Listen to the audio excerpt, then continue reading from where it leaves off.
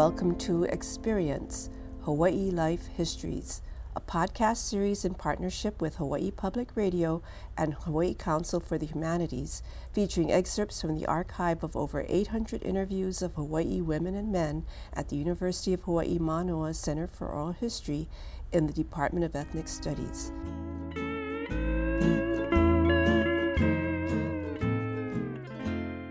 The story of Waikīkī is in part a story of sea life, and it was a very different marine world in the days before the Ala Wai Canal was built. They started to dredge for the canal in 1921. It took them 7 years to complete it, and it was a project that changed the entire nature of Waikīkī, which had previously been swamps and marshlands with fish ponds and a lot of rivers twisting through the area. It was also filled with all kinds of sea life. Doveline Notley Steer was born in 1915 and was better known by her nickname, Tootsie. She starts by talking about the side of Waikīkī up by where the Hilton Hawaiian Village is now, but long before that man-made lagoon was created. That bay where the Hawaiian Village is now, before they built all these hotels, Ilikai and all that, and the Hawaiian Village, that bay used to be one of the most producing seafood bays I've ever known. We used to know the kinds of seafood that used to come into that bay at different times of the year. The shreds, the crabs, the alamihi, the different kinds of fishes. There was this big reef starting there all the way down to Pea Point and over to Port Tootsie. That was our lobster bed. But they were very careful that they never gave away or ate the babies. Always put back the babies. They saved the babies. Did a lot of the neighborhood women? Yes, and of course, yeah. But when there was time to pick, and there was time to pick, everybody would not pick the same time. Mm-hmm. But yeah, the crowd, the different Hawaiian would go out and they pick. They clean the crowd, and then whoever will go out to help to pick.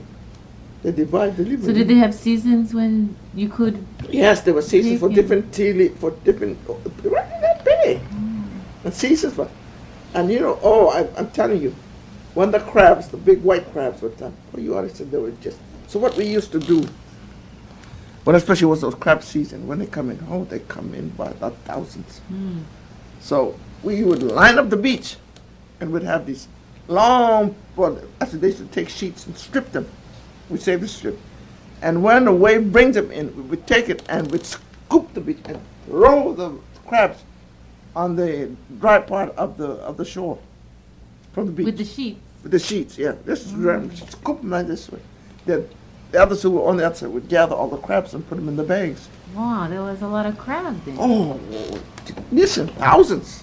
What kind of crab was that? That's a kind of white crab, big white crab. Oh, you boil them and you... Yeah. Right, yeah. And then the others, we used to, for eat raw. But honestly, the babies, that's the one they used to save to eat raw with the eggs. Mm-hmm. But the others, they would cook, So we used to have bonfire, big gallons, and they put water, and they cook, and we used to eat crab on the beach. Mm. That's the season. That used to last about, sometimes 1 week, too. Maybe a little bit more than 1 week.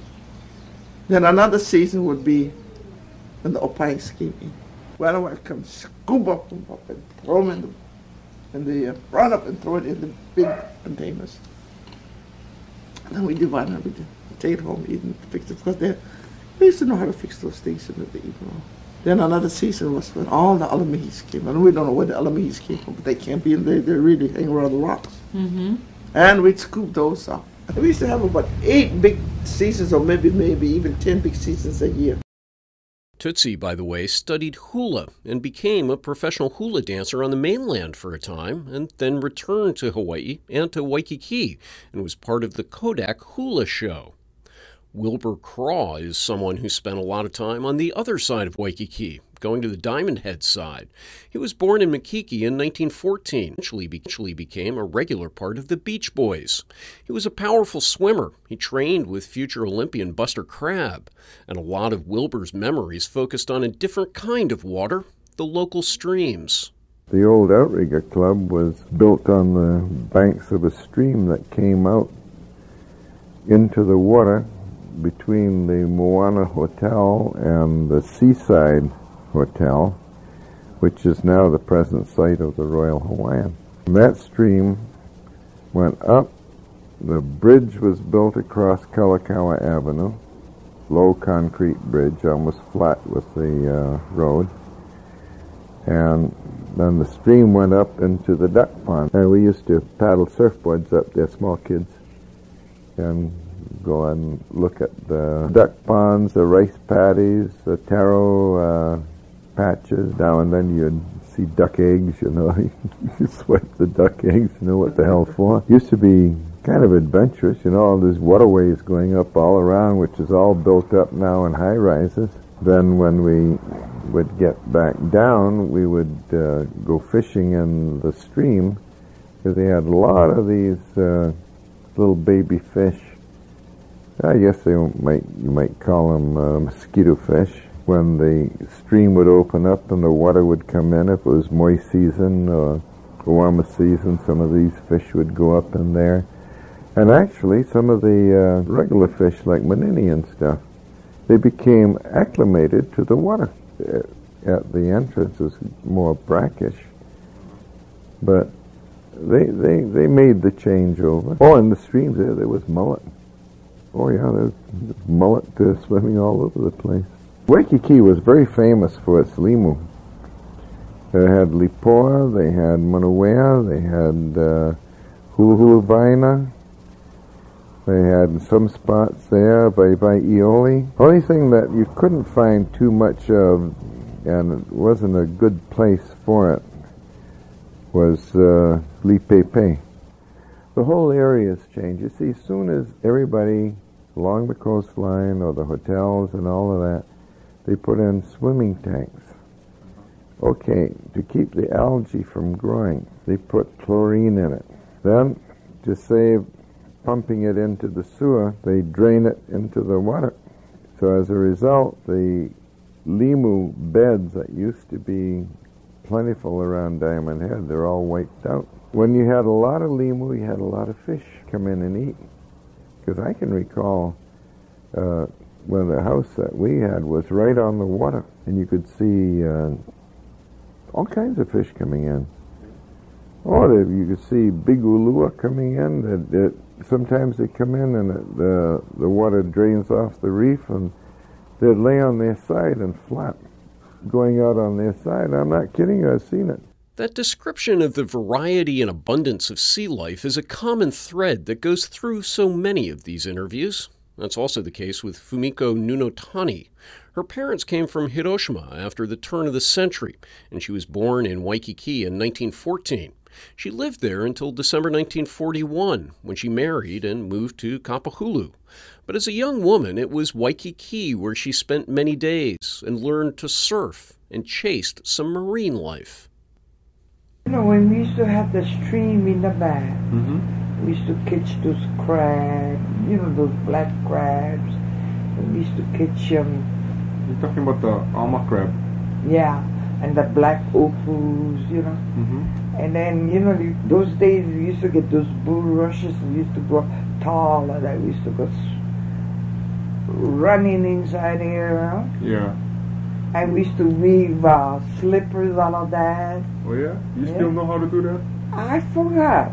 You know, when that we would dry that out just for fun, you know. We used to weave. And then we used to have so many dragonflies. We used to catch that and tie string on it. The stream, you said, that ran by your folks' house. You said you mentioned you catch the opu. You guys ever eat that? No. No? We used to give it to the Hawaiian people next door. You just caught them for fun? Yeah, or? we used to catch them for fun. One opa, we used to go to Kuhio Beach. Kuhio Beach? And then we used to go, what do you call those black shell? PPP. Yeah, and we used to boil and eat that. How you eat that? With the needle and dig it out. No? We used to get plenty, you know. We used to swim in the morning, and then noon, and in the evening, 3 times a day, during summertime. Summertime? So my hair used to be, from the salt water, used to get bleached.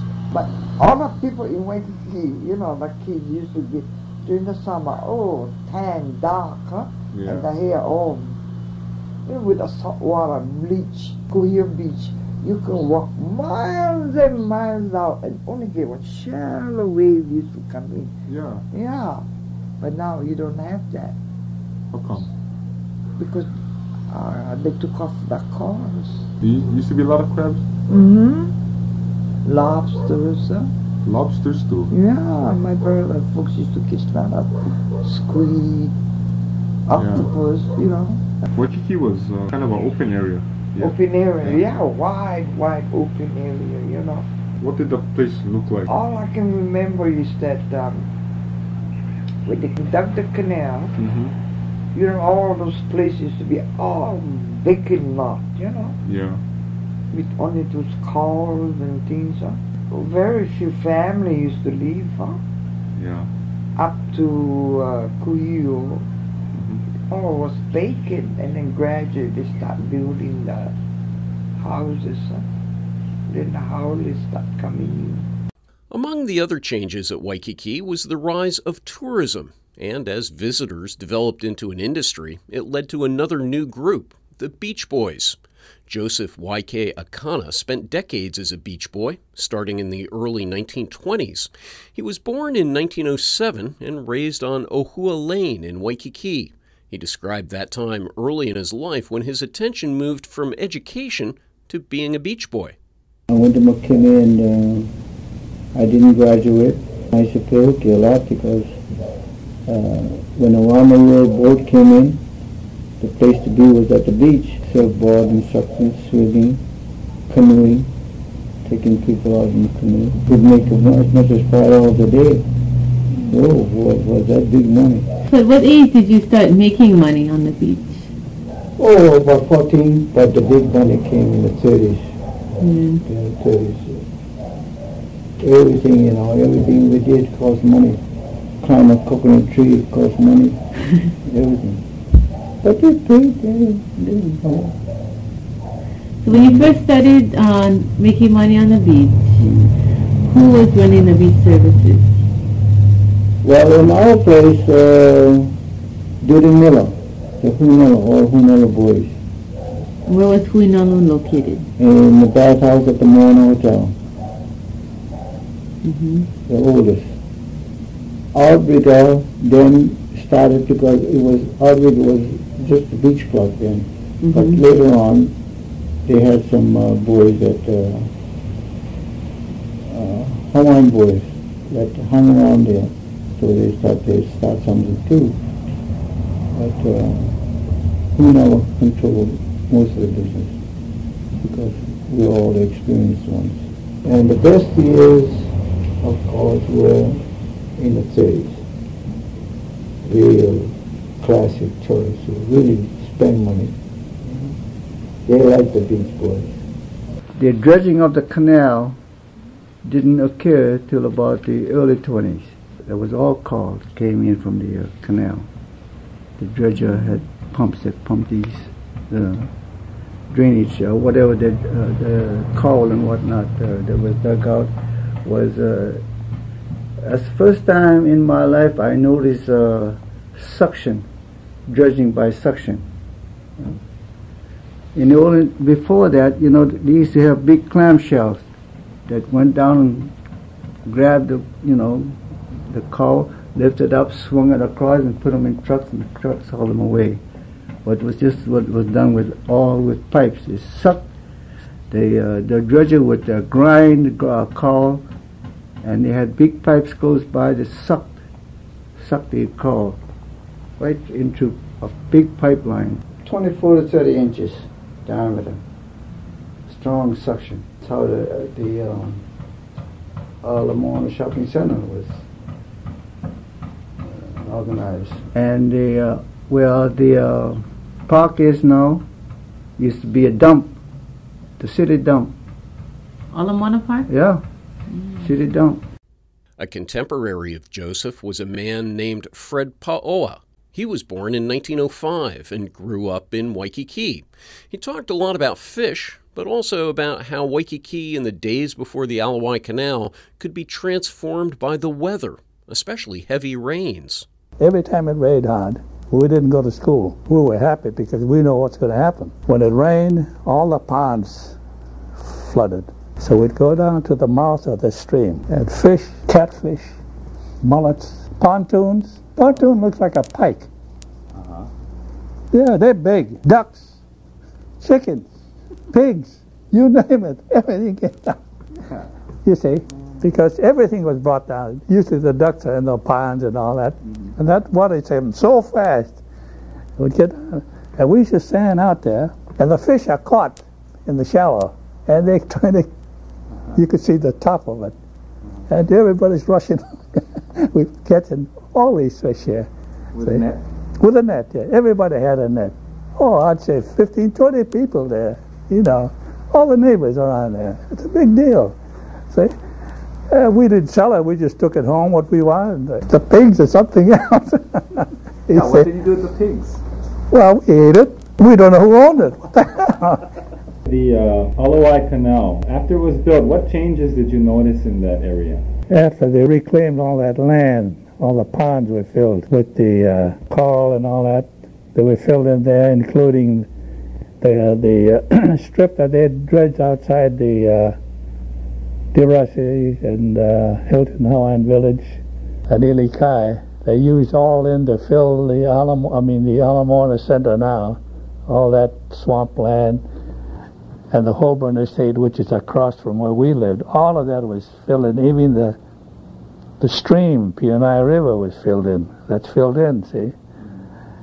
And including up where the tracks were, McCulley Street. They filled all that. So they started developing, see? That's when profits started going up. But it took a long time. I think the ones that developed first was the area down the Ala Moana, but out Waikīkī, I know it took a little time because they had that fill-in, they had to fill in topsoil and everything else in that area. Did you notice any changes in the fishing in the area? Oh, that's a big change. There are very few fishermen out there now because you can't get to the area. See? Now, you can't get to the beach area. Even if you got there, you can't fish because there's so many people in the swimming and all that. I miss the area very much. I miss it. I miss the fishing. I like to swim and fish.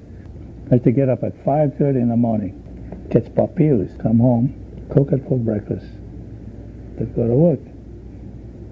And what the hell's better than that? Hard to say what's better than that.